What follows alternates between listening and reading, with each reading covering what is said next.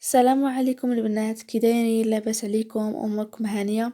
نتمنى هذا الفيديو يلقاكم في احسن الاحوال وتكونوا بصحه جيده ان شاء الله. في هذا الفيديو ان شاء الله غادي نشارك معكم طريقتي في تعقيم البيت بمكونات طبيعيه وبطريقه سهله وعمليه.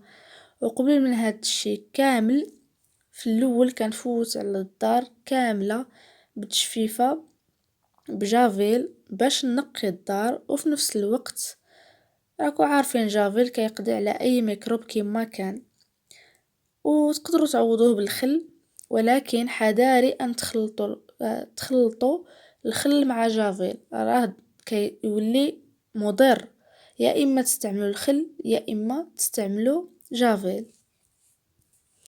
كندوز على البيوت كاملين وسط الدار والكوزينه وكذلك حتى لي طواليت حاشاكم، مهم كندوز عليهم بهاد الجفاف وجافيل.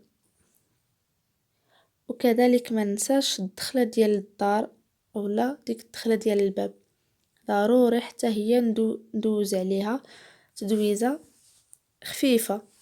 وكنظن ان هاد الروتين راه صبح متداول في اي منزل مع هاد الوباء. الله يحفظنا ويحفظ جميع المسلمين. مهم كندوز كما قلت لكم على الدار كامله، ومن بعد ندوزو لعمليه التعقيم.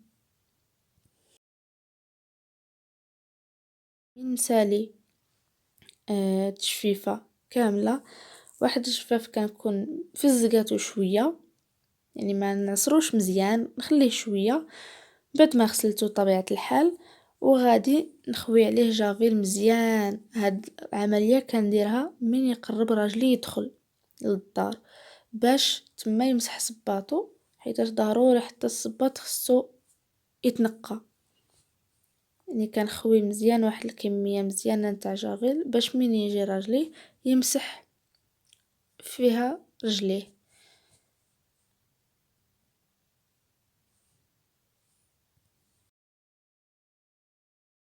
بالنسبه للوصفه اللي كنعقم بها الدار، كنجيب واحد الكوكوس فيها شويه د الماء حامضه، كذلك اوراق الكاليبتوس، وكنجيب واحد الكميه اولا واحد الحفينه صغيره ديال الخزامه، واحد الحفينه صغيره ديال الزعتر،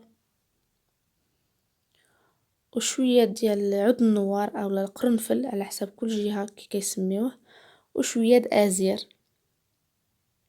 هاد المكونات كنخلطهم مزيان. نسد على الكوكوط ديالي وكندير لها الصفاره ونخليها فوق النار حتى تبدا تصفر. بعد كنجيب ديك الكوكوط وكنحيد لها الصفاره بهاد الطريقه كما كتشوفوا. كندوز على البيوت كاملين، صراحه كتجي واحد الريحه زوينه، وفي نفس الوقت كتعقمي البيت ديالك بطريقه اولا بمواد طبيعيه. كندير الكوكوط عاوتاني كتصفر، ومن بعد كندوز على البيت عاوتاني نتاع بنتي ونبقى غاديه هكا ما حد النفس، يعني كيتسالى هذيك الكوكوط.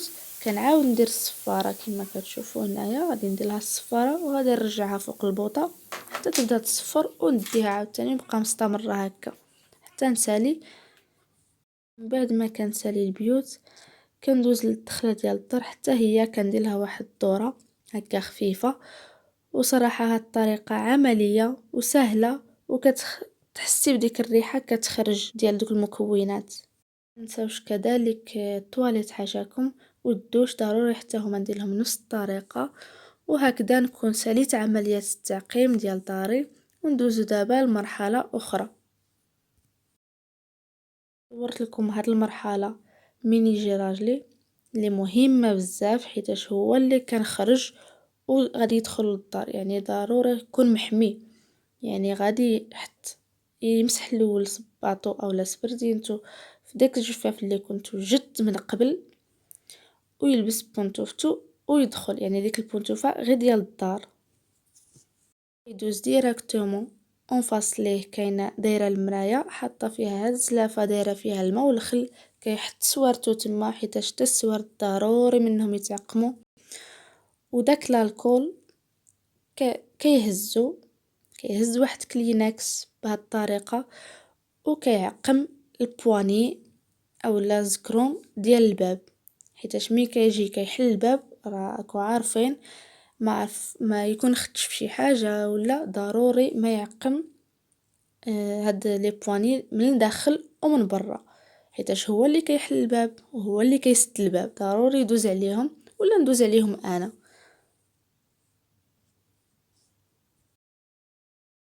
مباشرة يدوز للصابون المعقم، يعني كي تما دايره له مع داك لي برودوي كيدوز يهز منه ويغسل يدو مزيان بهاد الطريقه الموضحه. يعني وما نساوش الاظافر نحكوهم مع الكف ديالنا بهاد الطريقه اللي غادي يوضح لكم راجلي، بهاد الطريقه كما كتشوفوا نحكو مع الكف ديالنا، حيتاش عارفين الضفار راهم كيهزو حتى هما نسبه كبيره نتاع الميكروبات. ومن بعد كيغسل يدو عادي بالماء.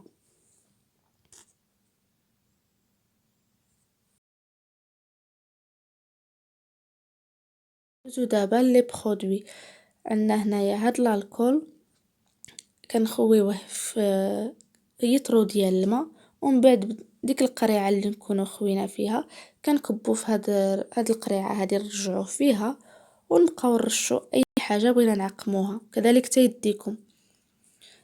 بالنسبه لفيتامين سي هذا ضروري يكون عندكم، يعني وحده في النهار ضروريه.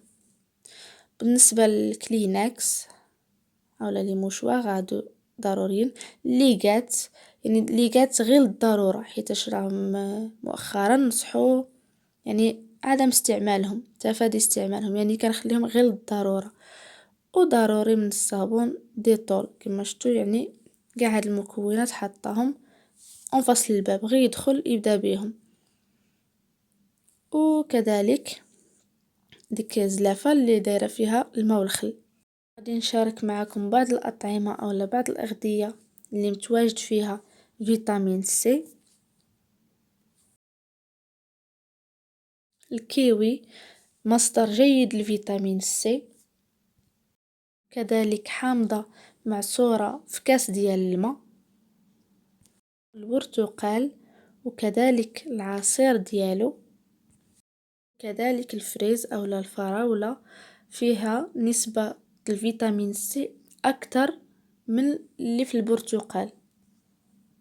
وكل 8 الحبات من الفريز تحتوي على فيتامين سي أكثر من برتقالة واحدة. كذلك الأناناس اللي فيه نسبة مهمة من فيتامين سي. المهم شاركت معكم بعض منها حيت راه كاين بزاف الأغذية. دوزو دابا الوصفة نتاع تقوية المناعة. غادي نجيب واحد المقيلة نديرها على نار مهيلة، غادي ندير فيها بيضة، ومن الأحسن البيضة تكون بلدية، أنا ما كانش متوفر عندي هنا البيض البلدي، استعملت غير العادي. مهم أنا على نار مهيلة، وكنزيدها الضريس نتاع الثومة وراس معلقة ديال سكنجبير، وكنخلط هاد المكونات مزيان، ونحاول ما نخليش البيض يطيب بزاف، يعني ماشي يطيب حتى ينشف، يبقى هكذاك شويه. من الاحسن كما قلت لكم يكون البيض بلدي. وكنطفي عليه كما شفتوا، وكنضيف واحد المعلقه ديال زيت زيتون اولا زيت العود، وكنخلط هاد المكونات وكتاكلوهم على الريق يعني في الصباح. هاد الوصفه تاكلوها على الريق قبل ما تفطروا في الصباح. نتمنى يكون عجبكم الفيديو ديالي، ونكون فدتكم ولو غير بالقليل، وتكون عجبتكم هاد الوصفه تاع تقويه المناعه، وكذلك طرق ولا طريقة تعقيم البيت ديالي، وكذلك داك لي برودوي اللي شاركت معاكم. نتمنى نكون كنت خفيفة على قلوبكم، ونتلاقاو ان شاء الله في الفيديو الجاي.